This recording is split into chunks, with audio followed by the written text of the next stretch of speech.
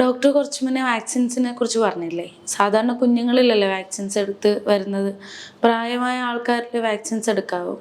Vaccines കുട്ടികൾക്ക് നമ്മൾ national immunisation schedule വഴി ഒരു സെറ്റ് ഓഫ് വാക്സിൻസ് എടുക്കണം. പക്ഷെ അതുപോലെ തന്നെ മുതിർന്ന ആൾക്കാരിലും ഇപ്പോൾ അത് പറഞ്ഞമാതിരി നമുക്ക് അസുഖങ്ങൾ പ്രിവെൻറ്റ് ചെയ്യാൻ പറ്റുന്ന പല വാക്സിൻസും ഉണ്ട്. ഇപ്പോൾ ഉദാഹരണത്തിന് നമ്മൾ കോവിഡിന് എല്ലാവരും വാക്സിൻ എടുത്തില്ലേ, കുട്ടികൾ മാത്രമല്ലല്ലോ എടുത്തത്. ഇപ്പോൾ കോവിഡ് പോലെ തന്നെ അതേ രീതിയിൽ ഡേഞ്ചറസ് ആയിട്ടുള്ളൊരു അസുഖമാണ് ഇൻഫ്ലുവൻസ.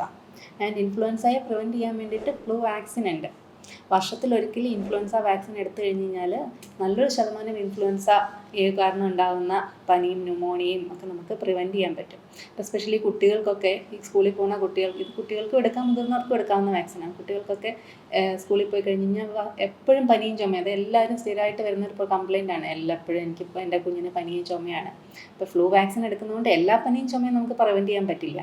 പക്ഷേ ഈ ഇൻഫ്ലുവൻസയുടെ കാരണം ഉണ്ടാകുന്ന, ഇപ്പം ക്വാഡ്രിവാലൻ്റ് ഇൻഫ്ലുവൻസ വാക്സിനാണ് നമ്മളിപ്പോൾ എടുക്കുന്നത്. 4 തരത്തിലുള്ള ഇൻഫ്ലുവൻസയുടെ രോഗാണുക്കളെ ഇത് പ്രിവെൻറ്റ് ചെയ്യും. അപ്പോൾ ഇത് കാരണം ഉണ്ടാകുന്ന അതിനനുബന്ധമായിട്ടുള്ള കുറേ പനികളെ ഇത് പ്രിവെൻറ്റ് ചെയ്യാൻ പറ്റും. ഇപ്പോൾ ഞാൻ അല്ല, എൻ്റെ ഫാമിലിയിൽ എൻ്റെ അച്ഛനും അമ്മയും ഹസ്ബൻഡിനും കുട്ടിക്കും ഒക്കെ റെഗുലറായിട്ട് എടുക്കുന്ന വാക്സിനാണ് ഈ ഇൻഫ്ലുവൻസ. അതുപോലെ തന്നെ പല ഡോക്ടർമാരും എടുക്കാറുണ്ട്, അറിയുന്ന ആൾക്കാർ എടുക്കാറുണ്ട്. പുറത്തെ രാജ്യങ്ങളിലൊക്കെ ഇയർലി ഇൻഫ്ലുവൻസ വാക്സിൻ അവർ കമ്പൽസറി ആക്കുകയാണ്. നമ്മുടെ നാട്ടിലത് ചെയ്യുന്നില്ല, അപ്പോൾ ആൾക്കാർക്ക് അറിയുകയില്ല. പക്ഷേ ഇപ്പം ഇത് ഇൻഫ്ലുവൻസ വാക്സിൻ പ്രത്യേകിച്ച് പ്രായമായ ആൾക്കാർ, ഡയബറ്റീസ് ഉള്ള അല്ലെങ്കിൽ അതുപോലെയുള്ള ഇമ്മ്യൂണോ കോംപ്രമൈസ്ഡ് അസുഖങ്ങളുള്ള ആൾക്കാരിൽ വർഷത്തിലൊരിക്കൽ ഇൻഫ്ലുവൻസ വാക്സിൻ എടുക്കുകയാണെങ്കിൽ ഈ ഒരു പരിധി വരെ നമുക്ക് ഇതുപോലെയുള്ള അസുഖങ്ങൾ പ്രിവെൻറ്റ് ചെയ്യാൻ പറ്റും.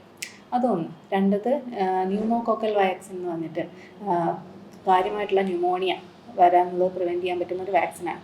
65 വയസ്സ് കഴിഞ്ഞ ആൾക്കാർ, അല്ലെങ്കിൽ ഈ ഡയബറ്റീസ് പോലെയുള്ള അസുഖങ്ങളുള്ള, അല്ലെങ്കിൽ ലങ്സിന് എന്തെങ്കിലും പ്രോബ്ലം ഉള്ള ആൾക്കാരിൽ ഈ ന്യൂമോകോക്കൽ വാക്സിൻ റെക്കമെൻഡഡ് ആണ്.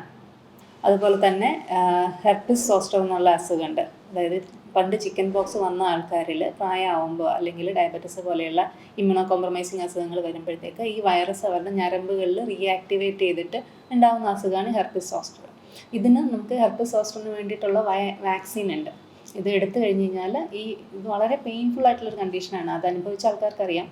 ഏതെങ്കിലും ഒരു ഞരമ്പിൽ ഇത് റീആക്ടിവേറ്റ് ആകുമ്പോഴത്തേക്ക് അവിടെ തണുപ്പുണ്ടാവും, അതുപോലെ തന്നെ വേദന മാറാൻ വലിയ പാടാണ്.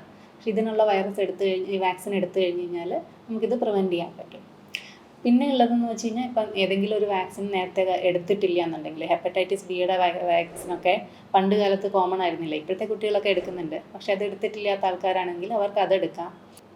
പിന്നെ സ്ത്രീകൾക്ക് എടുക്കാൻ പറ്റുന്ന HPV വാക്സിൻ ഉണ്ട്. ശരിക്കും പറഞ്ഞു കഴിഞ്ഞാൽ 9 തൊട്ട് 11 വയസ്സ് വരെയുള്ള കുട്ടികളിലാണ് ഈ സർവൈക്കൽ ക്യാൻസർ പ്രിവെൻറ്റ് ചെയ്യാൻ വേണ്ടിയിട്ട് HPV, ഹ്യൂമൻ പാപ്പിലോമ വൈറസ് എന്ന് പറയും, അതിൽ വാക്സിൻ എടുക്കുന്നത്. പക്ഷെ അത് എടുത്തിട്ടില്ലാത്ത ആൾക്കാരാണെന്നുണ്ടെങ്കിൽ അതിൻ്റെ ചില വാക്സിൻസ് ഈവൻ 45 വയസ്സ് വരെ എടുക്കാൻ പറ്റും എന്ന് പറയുന്നുണ്ട്. അപ്പോൾ അതുപോലെ പല വാക്സിൻസും ഉണ്ട്.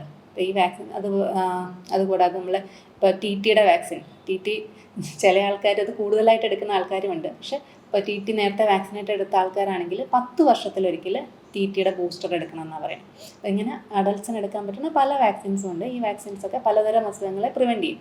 നമ്മൾ അസുഖങ്ങൾ പ്രിവെൻറ്റ് വെക്കുന്നത് പ്രൊആക്റ്റീവായിട്ടിരിക്കുക, നമ്മളുടെ ഹെൽത്തിനെ പറ്റി പ്രൊആക്റ്റീവായിട്ടിരിക്കുന്നതിൻ്റെ ഭാഗമാണല്ലോ. അതുകൊണ്ട് തന്നെ ഈ വാക്സിൻസും പ്രൊആക്റ്റീവ് ഹെൽത്ത് കെയറിൻ്റെ ഭാഗമാണ്. ഇതൊക്കെ ചെയ്ത് കഴിഞ്ഞ് കഴിഞ്ഞാൽ നമുക്ക് ഒരു പരിധിവരെ അസുഖങ്ങൾ പ്രിവെൻറ്റ് ചെയ്ത് ഹെൽത്തി ആയിട്ട് കൂടുതൽ കാലം ജീവിക്കാൻ പറ്റും. ഓക്കെ ഡോക്ടർ, എൻ്റെ ഒരുപാട് സംശയങ്ങൾക്കുള്ള മറുപടി കിട്ടി. Thank you. അപ്പോൾ ഇതുപോലെ നിങ്ങൾക്ക് എന്തെങ്കിലും സംശയങ്ങളൊക്കെ ഉണ്ടെന്നുണ്ടെങ്കിൽ നമ്മുടെ ചാനൽ ഫോളോ ചെയ്യുക, സബ്സ്ക്രൈബ് ചെയ്യുക. ഡോക്ടർ ജിഷാവി. Thank U.